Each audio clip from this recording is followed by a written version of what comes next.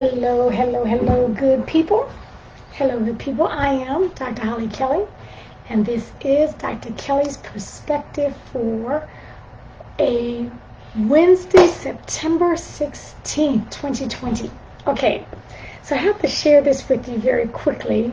I was able to jump in on a webinar that was hosted by a company out of LA. Anyway, it was entitled Realizing Racial Equality. And so they had Ruby Bridges and they had Dr. Condoleezza Rice as guest speakers, and they had a musical guest, and then the CEO of Boys and Girls Club of LA, of Hollywood. And so I didn't get to what I want to talk to you about. Well, hello there. But let me tell you what I just found so fascinating with Condoleezza Rice, who, if you're unfamiliar, she's a former Secretary of State, first female African American Secretary of State in the U.S. She's provost at Stanford since her background is in Russia. She speaks fluent Russian, and just a powerful, powerful woman. But so I just had to share some of the tidbits that I picked up from her. And I mean, she said a lot. I got 2 pages worth of notes from her, but we don't have that much time. So I just want to. She was asked about young people and their first jobs and them wanting to jump into leadership roles, as oh, Dr. Rice, what advice do you have for me? I want to be a leader. And she said, she would say, she tells them often that that's not a destination, first of all. But when it comes to their first jobs, I thought this was, it's nothing like you haven't heard before, but she just put it together in a way that really resonated with me. She said, listen, you need to recognize that in your first job, in your first professional role, you're not going to be whispering in the ear of the CEO or the president of the company.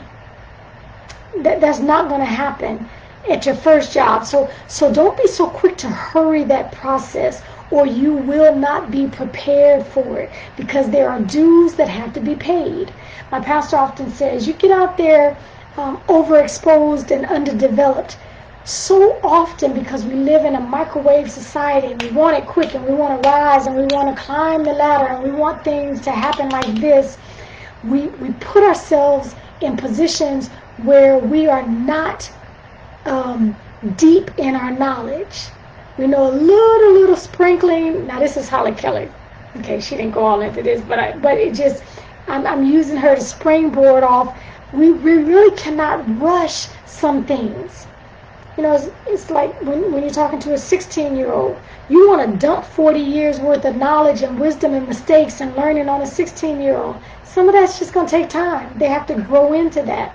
Same thing with rushing into leadership positions. If you are not deep in your knowledge and you just know a whole lot of surface things, you're going to be found out very quickly. And so don't hurry, as she says, don't hurry that process, or you will not be prepared, because there are dues that have to be paid along the way. And I just thought that was a very, very good reminder. Okay, let me see. Okay, I got about 45 to 60 seconds. So I just thought this also was very, very powerful. She was asked about being the first of. Now listen to this, because she was a lot of firsts, but she is probably most well known for being the first African American female Secretary of State. Powerful, powerful brain. But she said, this is what she said: you may be the first. If you're the first of anything, you're probably also going to be the only. And so your role models, your mentors, are not going to look like you. So if you're standing in the background waiting on someone that looks like you, that you're very familiar with, you're going to be waiting for a while. If you have risen to a level to be the first, you're going to be the only. So don't wait on that. And she says, my mentors and my role models were always old white men because of the field I went into with Russian, a Russian specialist. She says, so don't choose based on who looks like you.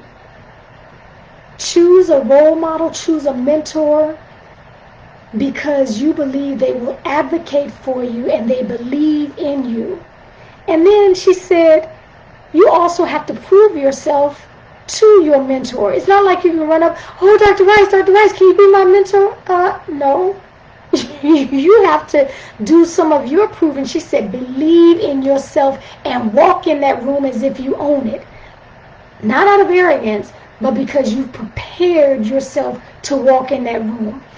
And she spoke very briefly about oftentimes the rooms that she walked in, she always got looks as if, I'm sorry, do you know where you are? You're not in the right place. But she believed in herself and she prepared herself so that she could walk in the room as if she owned it. So don't be deterred.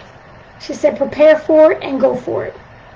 Okay, I just wanted to share that with you because I thought it was just such a wonderful, it was a fantastic webinar, and I caught only the very end of Ruby Bridges, but that's part of growing yourself, stretching yourself, challenge yourself. Get out of just your silo and listen, go in search of those who have been there, done that, who are at the top of their game, and gather some of their wisdom.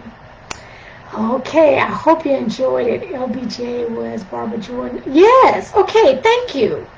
Thank you for saying that, because if we're, Janice is saying that Lyndon Baines Johnson was Barbara Jordan's mentor. If you are the first, you're going to be the only, so you cannot wait on those who look like you to come into a position to mentor you. They're not there. You're the first. Excellent point.